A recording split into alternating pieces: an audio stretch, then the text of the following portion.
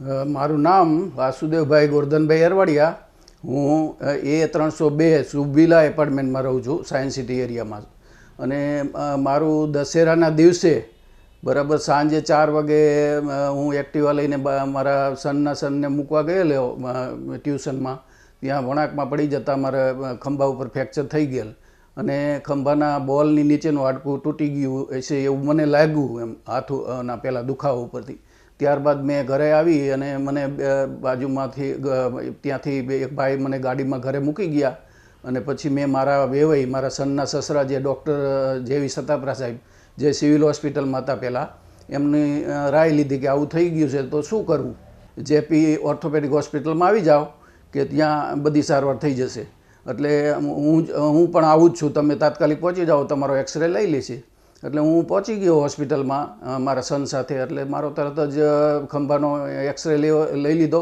તેમણે મને કહ્યું કે ગોળા જે ખંભાનો શોલ્ડર છે એના ગોળાથી નીચેનું હાડકું ભાંગી ગયું છે, એટલે તમારે સર્જરી કરાવવી પડશે અને પ્લેટ મુકાવવી પડશે. તો એમ કે અમુક આ બધા રિપોર્ટો જે કરવાના થાય છે તે કરાવી લ્યો. પણ તે દિવસે દશેરા હોવાના લીધે બધા જ રિપોર્ટ થઈ શક્યા નહીં અને અમે એડમિટ થઈ ગયા હતા. બીજા દિવસે સવારે બાકીના રિપોર્ટ જે સીટી સ્કેન આ તે કરવાના હોય તે કરાવી અને કમ્પ્લીટ કરાવ્યું હતું. પણ ત્યારબાદ જય પટેલ સાહેબ અમને મળ્યા અને એને રિપોર્ટ જોયા કે હવે તમારું ઓપરેશન બપોર પછી સાંજના સમયમાં કરી નાખશું.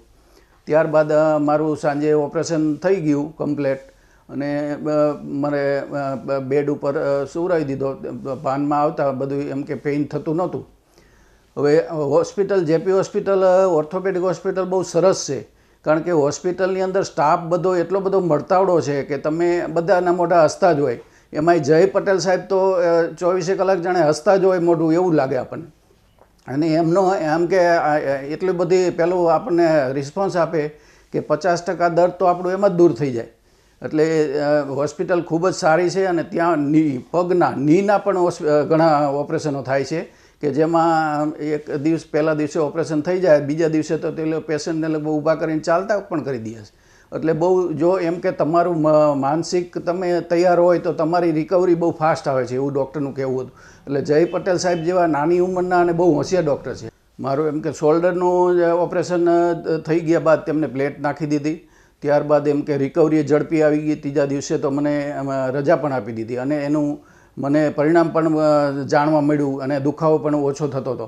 ત્યારબાદ મહિના પછી મને કસરત કરવાની વાત કરી અને જય પટેલ સાહેબની એમ કે ભલામણથી એમ કે તમે આને ફિઝિયો કરાવી લેજો 15-20 દિવસ, એટલે તમારે પાછી મૂવમેન્ટ જે છે એ ચાલુ થઈ જશે. એટલે જય પટેલ સાહેબનો ખૂબ ખૂબ આભાર માનું છું, કારણ કે એનાથી એમને એટલું બધું મને હેલ્પ કરી છે કે મારો જે કે આ મોટી ઉંમરે આ રિકવરી આવી મને એવું લાગતું હતું કે અઘરું છે, પણ એમનો એમ કે સહકારના હિસાબે મને પણ હિંમત રહી હતી. એટલે એના હિસાબે એમનો ખૂબ આભાર માનું છું અને જય પટેલ સાહેબ પાસે જ આવા ઓપરેશન કરાવવા જોઈએ એવું હું માનું છું. એટલે આપણે જો કોઈ એમ કે આવી ઇમરજન્સી કોઈ ટ્રીટમેન્ટ આવી પડે તો તરત જ આપણે જેપી હોસ્પિટલનો સંપર્ક સાધવો જોઈએ. અને જય સાહેબ બહુ માયાળુ તેમજ એમ કે સેવાભાવી છે. એટલે સારામાં સારી હોસ્પિટલ હોય આપણે સાયન્સ સિટી એરિયામાં તેનો લાભ લેવો જોઈએ. વસ્તુ